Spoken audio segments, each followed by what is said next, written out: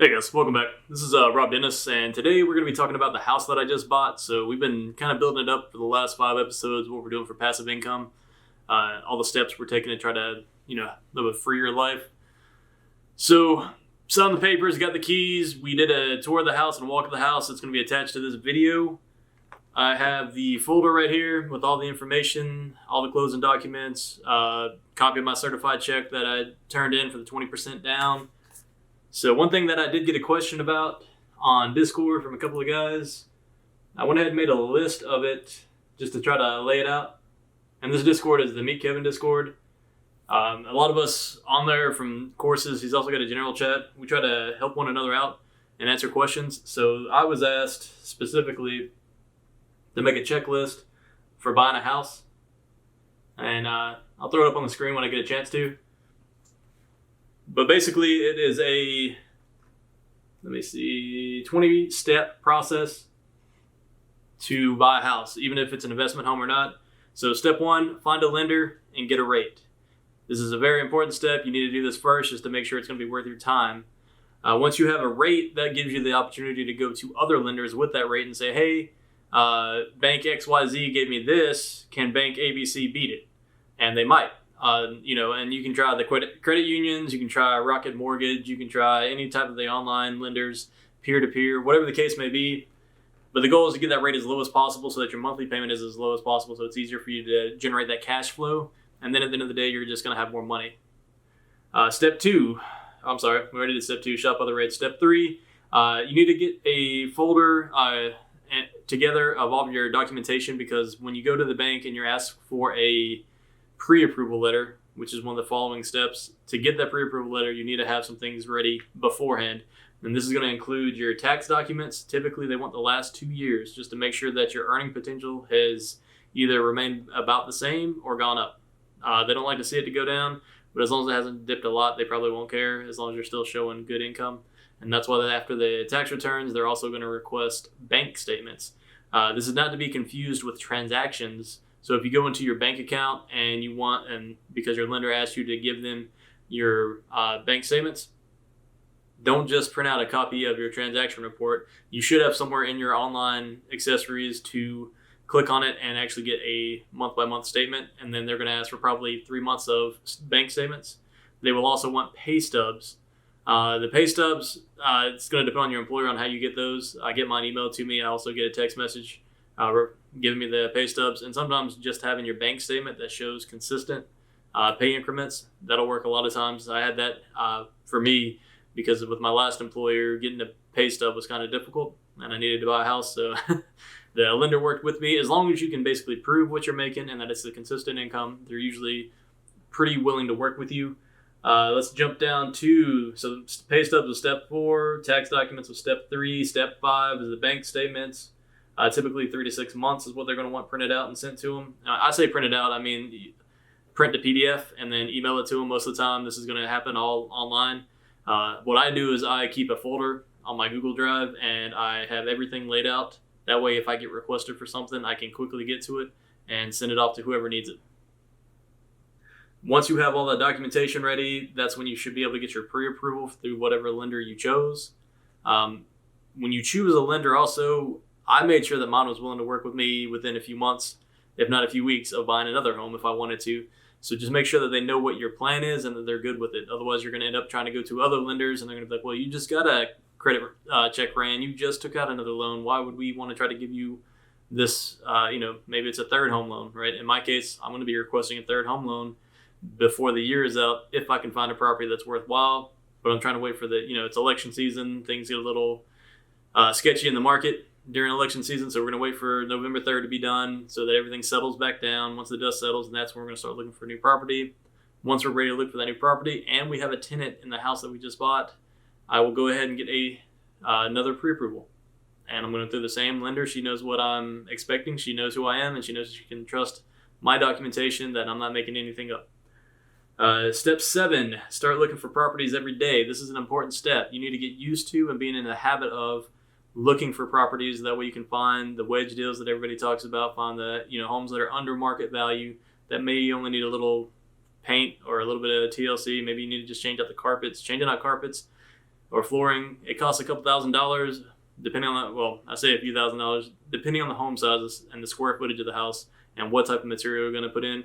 But you could buy some decent, cheap carpet. If I'm doing a rental, I'm going to try to put that composite flooring everywhere, right? It's part wood, part plastic. It's easy to pull up, easy to put down. You can do it yourself. Because it's going to get messed up with renters coming in and out. Most people don't care if it's theirs or if it's not theirs. I've seen plenty of people that they don't even take care of their own homes, so I'm not going to expect a renter to take care of mine. If I can find one, that'd be great. Step 8, when you find these properties every day, go ahead and meet some realtors or call some realtors. Find ones that have good rankings, that have been reviewed by other people and have good peer reviews. Make sure, too, beyond the reviews, that they suit your needs, that they understand what you're wanting, just like the lender, and that they can actually work with you. Because what you may find is you may find a realtor that's trying to play the same game you are, where they're in an investment, and if they find a good property, maybe they won't send it to you, maybe they'll take it, or maybe they work for a group of investors and they'll send it to them first. So try to find, I would recommend a young, hungry realtor, right? One that's still trying to prove their mettle, because they're going to be working a little bit harder for you than that realtor that's been around for 10 to 20 years and has a clientele built up and they have that name built up, so they may not be looking to sell a cheaper house, right? So you're going to be low priority. So make sure that whatever realtor you're working with, you are a equal priority to everything else they have going on, and that they're sending you properties and you're sending them properties. That way they get a better idea of the layout of the house you want and the area that you want to be in. Typically, you want to be within casual driving distance of your home. The next step is 10.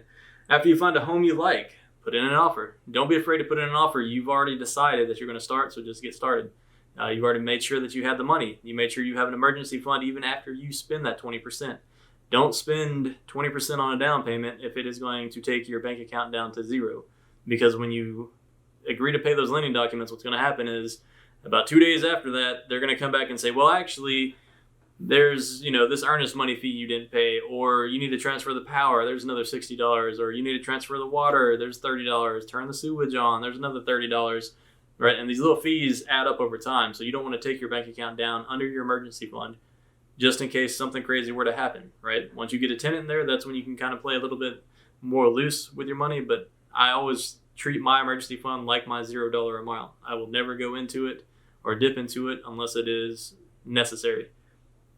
Step 11, you want to do an inspection after you find the home and put an offer down, right? So you find the home, put an offer down, get a good inspector. If you have a good realtor, she's going to be able to bring you in and give you that circle that she uses, right? And that's going to end up giving you a good reputable inspector, right? Like, you don't want an inspector that's just going to walk through the house real quick and go, oh, that light bulb's burned out. Nobody cares about a burned out light bulb.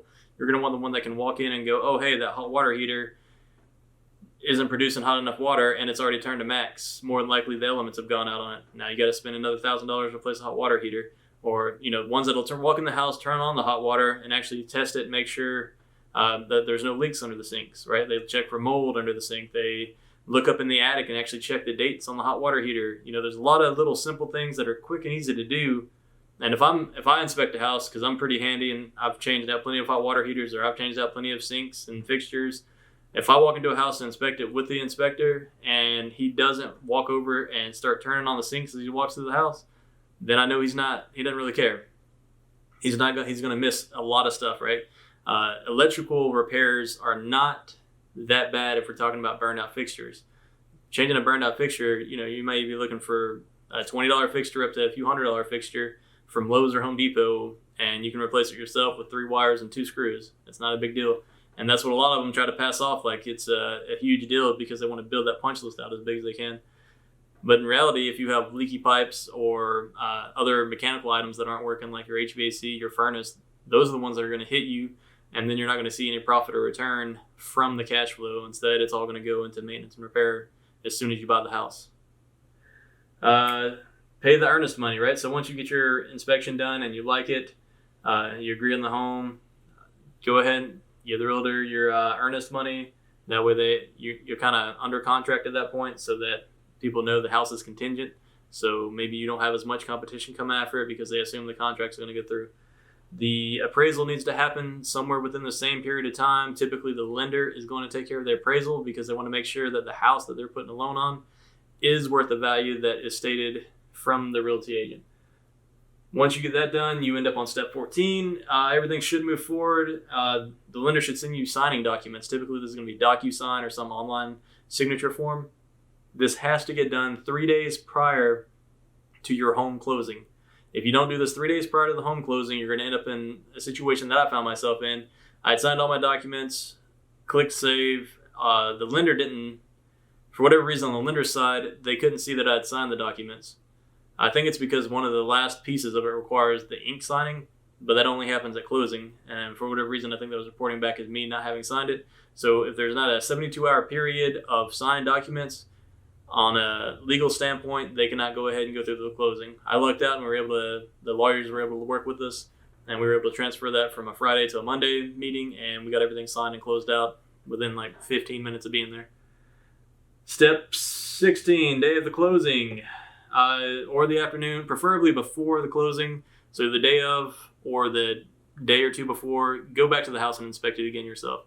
If you had an agreed upon list of things you wanted to be fixed, it needs to be done at that point before you sign the documents, or it needs to be annotated that it will be taken care of within a set amount of time. Usually, give them 30 days at most to get in there and get it fixed, or they need to just go ahead and offset you and let you know, hey, here's some money. We'll take care of it. But you got to be careful of that too, because you've already signed, the contracts are all printed out. The lawyers don't like to see that. The lenders don't like to see that. It makes everything a little bit iffy, so do that at your own discretion. I'm just a guy on YouTube. The final step, show up on the closing date, show up to closing to your law office, wherever you're doing it at.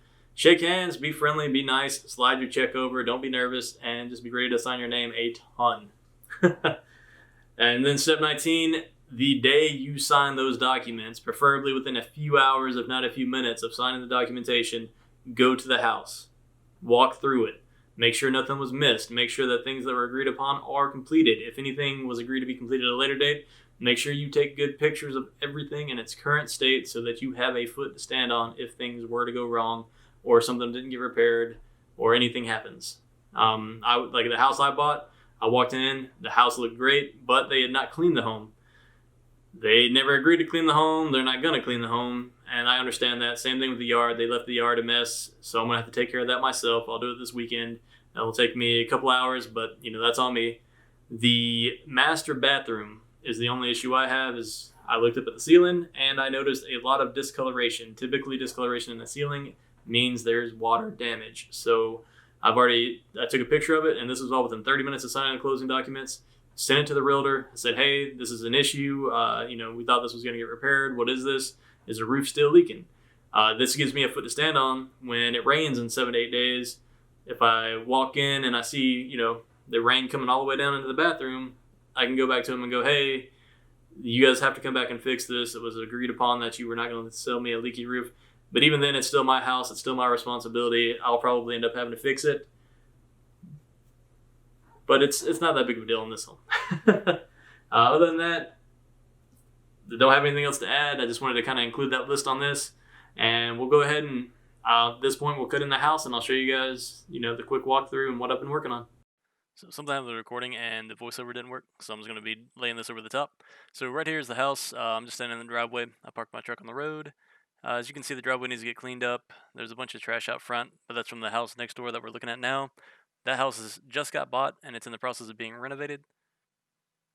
So our house is freshly painted. The roof is the original roof. It's probably going to be patched and replaced at some point, but should get us a few years at least. Going to come back and I'm probably going to trim that bush down some so it's not blocking the windows. I'll add a little bit of landscaping myself if I need to. It'll only take me a couple hours to get it all done and cleaned up. Hey guys, I'm not sure what happened exactly, but the recording didn't take place, so we're just having to record it over. So this is us walking through the front entry. And to the right, we've got the living room / dining room. Pretty small area. Like I said, there's only a 1,314 square foot home with new carpet, new paint. A lot of every door in the home has been replaced. All the outlets and outlet covers have been replaced. You can see the kitchen with my camera equipment in front of us. To the left, behind the front door, there was a linen closet, or I guess entryway closet. So that'll just be for coats and storage. The windows in this home were not replaced, but they did go ahead and put in all new blinds. They did a pretty decent job of painting. There's a few spots here and there that they could have done better on. It seems like it was just a quick job, but that's how they make their money, is trying to get in and get out as fast as they can without spending too much. Again, new blinds were carried throughout, new paint throughout. That is a second entry to the front. So when I rent this out, I'll let my renter, if they want to, sublet the house, meaning they could rent out this one house to another renter.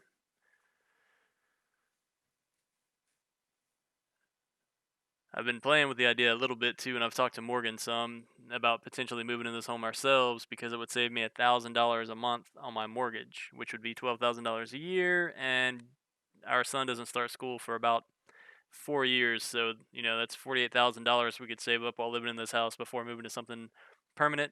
But I've got so much furniture and stuff, it'd be kind of painful. All right, so now we're in the kitchen. You can see there's no fridge. Well, I'll buy a stainless steel fridge to match up with everything else, or at least a black one. That's my Insta360 camera and monopod in the middle. Tripod set up for the camera that I'm walking around with right now. The cabinets were refinished.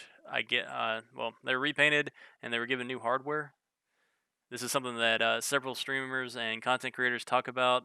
The cabinets look like new, but it's definitely the original wood cabinets. They just did a very good job of coating them. And it's a really thick, hard to damage type of paint. The insides are still the original. The hinges and all were replaced when they replaced the knobs, so all the cabinets have been checked. They all swing open easily. They all close snug, which is what you want to see. There's a new countertop, new sink.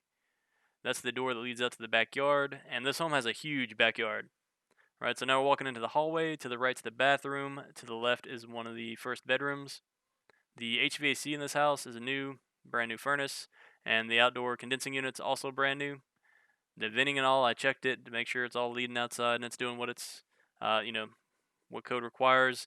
I did see those 3 spots on the carpet. I wasn't too thrilled about that. And then when we walk into the bathroom in a second, you'll see something else too that kind of threw me off, because I've sold a house before and I wouldn't have left it that messy. Right, so this is the first bedroom as you walk down the hall. The same color carpet's been carried all the way throughout, and it's a nice dark color, so it's still going to show stains, as you can see with the first 3 spots, but it should help alleviate any damage that's done to it. So maybe we'll get a couple years out of it, or at least 1 or 2 tenants out of it without having to replace it. The ceilings are all textured, so they got repainted, and they look pretty decent for the most part, except for one spot in the master bedroom, or master bathroom, I should say. And they put overlarge closet doors in here. They look really nice. They swing easy. Nothing's dragging the carpet. But it's just a standard rail system on the inside, nothing fancy, which is exactly what you want. You don't want to spend a bunch of money on anything, and these guys have flipped a bunch of homes, and I was glad to see that they carried the baseboards and the carpet throughout the closets too, instead of skimping on that. This bathroom is pretty much it is all original tile. It's a new toilet, a new vanity, new sink.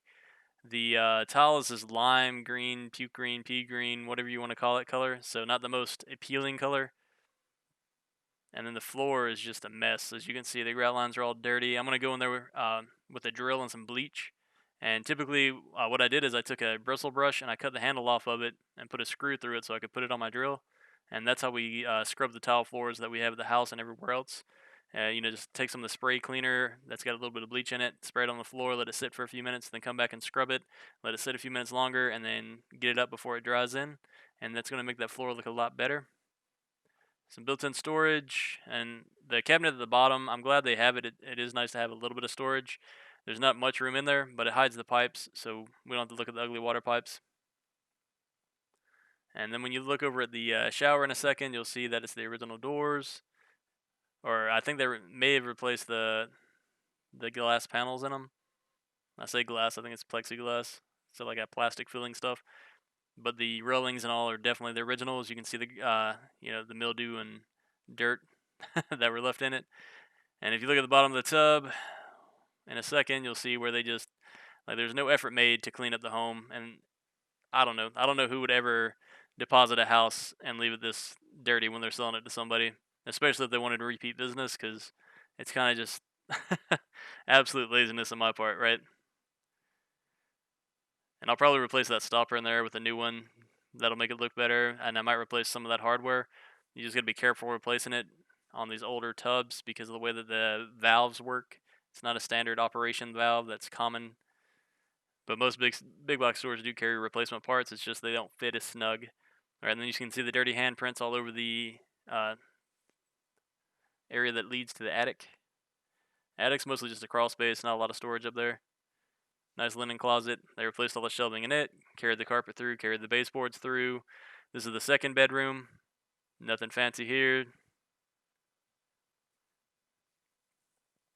And we are walking into the master. The master is roughly the same size. It's got a double closet door. Same fans have been carried throughout all the rooms, which is nice. Having a little bit of trouble there getting the camera to focus. As you guys can tell, I'm still pretty new at this. Got to get used to setting up everything. So I was just kind of doing a tour in case Morgan couldn't make it there, but she did make it there that night. It just took her a while. It's a longer commute for her.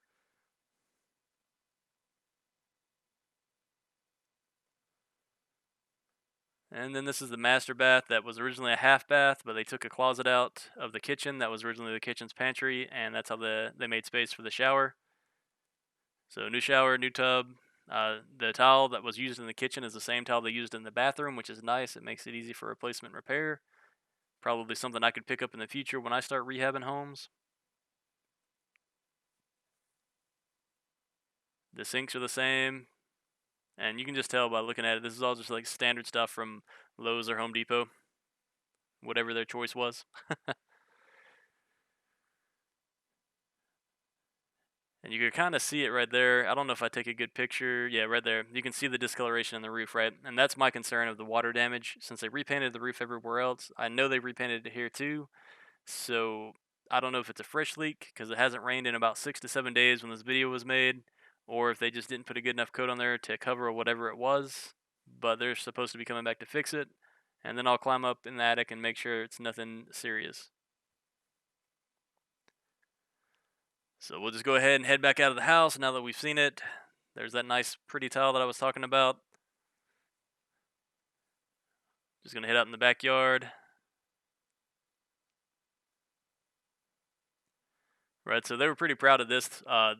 So this back patio is covered and it's brand new. They put new tin or aluminum, whatever it is, on there. It's all nice and, no dents, no dings, no scratches, which I was kind of surprised since it's all white.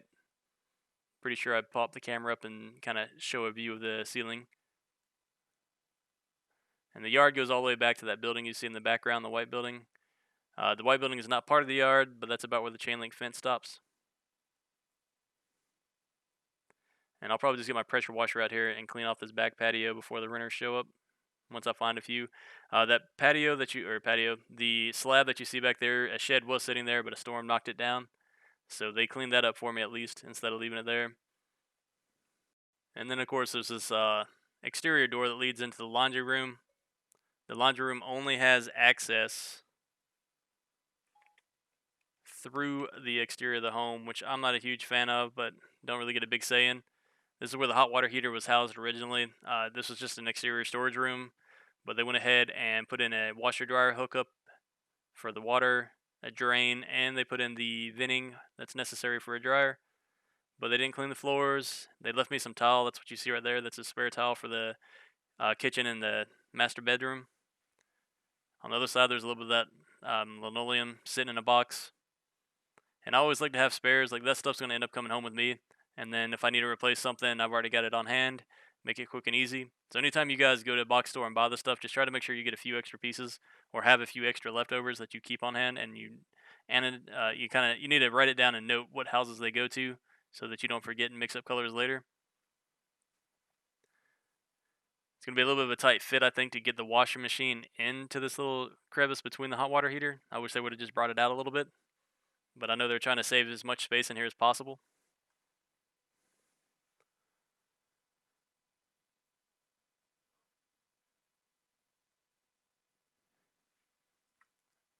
And that's about it. So this is the house I bought for $125,000. Pretty decent deal. Like I said, it's towards the top of the price point for the subdivision. But I think it's going to last a while with the fresh renovations. And the only concerns that I will have in the future is going to be the roof. And a roof of that size on a roof, the slant on it's not that hard, so I could probably get somebody out there to replace it for a pretty decent price, or I could just do it myself in a couple of weekends.